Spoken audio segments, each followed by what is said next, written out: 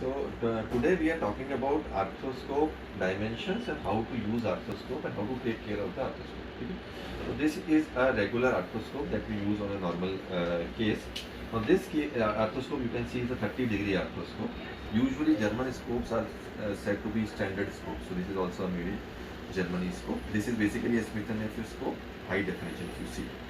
The most important is always use the scope with the required cannula. So if the cannula is there, you need to lock it because each scope will have its own cannula. So the scope should be used with its own cannula and it should be used in a locking mechanism. That is number one.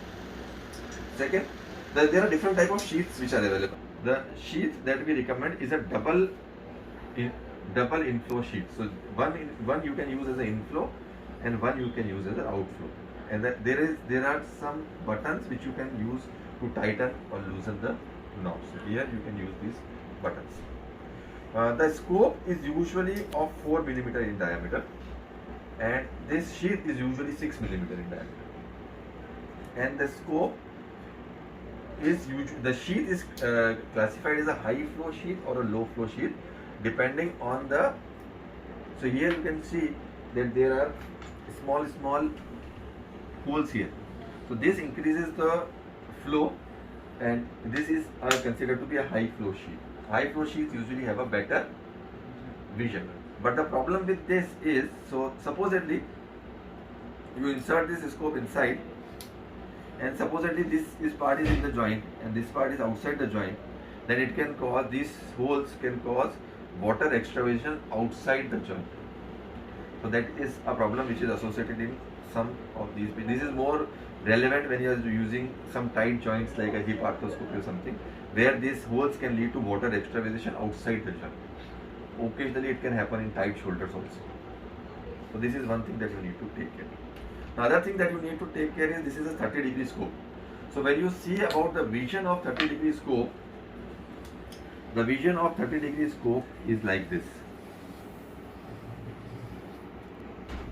Okay, so what that means is that whenever you are doing a 30-degree scope, rotating the 30-degree scope from here, you will be seeing this picture. So you will be having a center point which is visible.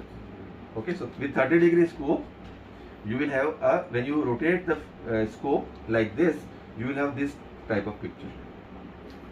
When you are using a 0-degree scope, you don't have that privilege. So it will be seeing just the center, just heads on.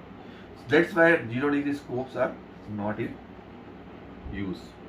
The other scopes that we use is a 70-degree scope. Now 70-degree scope, when you use it, you will see these images.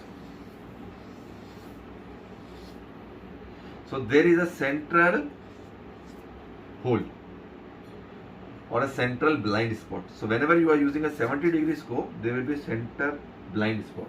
So if you turn the scope here, you will be seeing here. If you turn the scope here, you will be seeing here.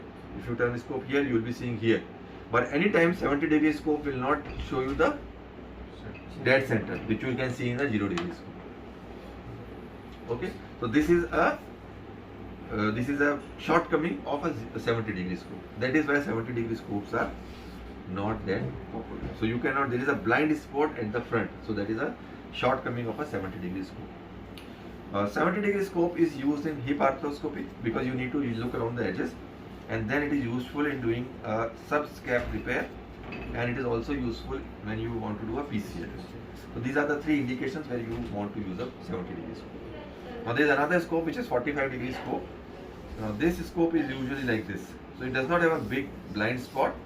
So this is in between this. So occasionally people use 45-degree scope to be in between 30 and 70-degree scope. But most of the times, practically, when you are doing any kind of a knee arthroscopic procedure, you need to see with a 30-degree scope. Okay. Now, as far as the scope is concerned, the tip of scope is of paramount importance. So, if you see here, this tip needs to be protected all the times. A small scratch on this tip will damage the scope. So, always protect the tip of the scope. Don't let any instrument or any RF or any shaver to be touching to this tip. That is very important. So this is one thing that you need to take care. The other part of the scope that you need to take care is this, because this is the area where it will receive the camera will be attached and the camera will be receiving signals from here. Okay, so from here you need to take the picture. So again you need to be very clear about this. There should be no damage here also. The other thing is occasionally there may be fogging here. So for that you need to have very tight coupling of the camera with the scope. So there should be no water extraction between the camera and the scope. The third part of the scope is attachment of the light source. Now this is in most of the scope this is variable. So there are different kind of light cords which are available. So like this you have three options. So some light cord will attach will here, some light sources will attach here, and some light sources will attach here. So you need to be very sure that which light source you are attaching, and then you can attach or detach it with the relevant ones. So with each company has its a different attachment of the light source. So three parts: tip, that is very important. Then the shaft, which is the basic, the body of the, which is important because that is actually the form of multiple optical fibers from which the image will transfer from here to here. Then you have a light source, and then you have a camera head, which the area which will be attached to the camera head. So these things you need to take care when you are doing the scope. Now this scope should always be, as I told you, this tip should always be at a distance from the thing, and no instrument should come closer to the tip, otherwise the tip may break. So if you are using a shaver or an RF, this is the tip of the RF or tip of the shaver should not touch the tip of the scope, otherwise the scope will be damaged. So these are the things you should take care. Now most of these times these scopes are recommended autoclavable, like this is an autoclavable scope, but we recommend that you preferably do an ETO for the better care of these scopes.